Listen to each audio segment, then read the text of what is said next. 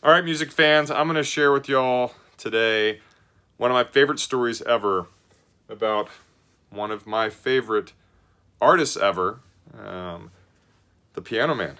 That's right, Billy Joel, New York's own Billy Joel, one of the most iconic performers, singers, songwriters in the history of music, and he's one of my favorite singers ever. The first song I ever heard that he sang was probably Uptown Girl.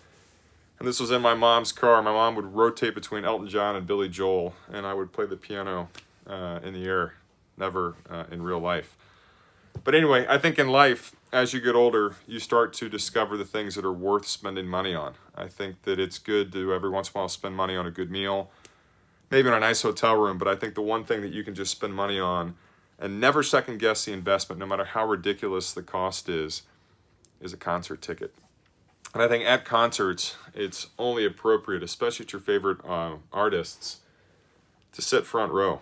A few years ago, 3 years ago actually, 2 years ago, I think the first week in May, actually May 9th, 2019, Billy Joel turned 70. And he had his 70th birthday concert in New York City at Madison Square Garden.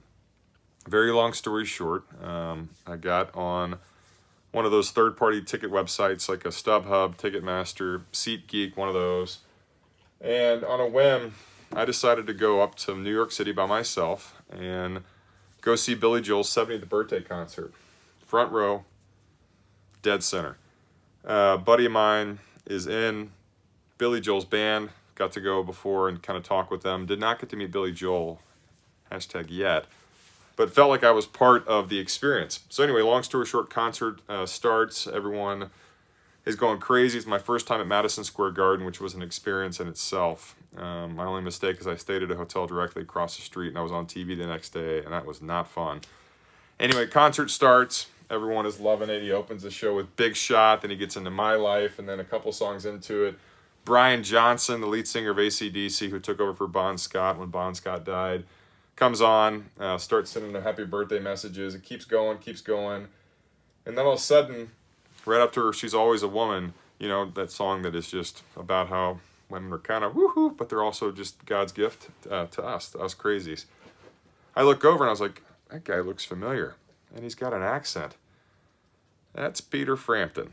Next thing you know, Peter Frampton is on stage and he does this womp womp womp womp womp. You know, he kind of invented the womp womp that Tom Morello, Joe Walsh later took and brought a little bit more mainstream. And he did Show Me the Way and he did Baby I Love Your Way. And I look back down and guess what? Peter Frampton comes back, sits next to me.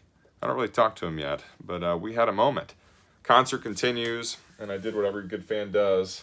I made my position towards the end of the concert. I got close to the stage and was watching the Piano Man right here. This is actually his 70th birthday right there.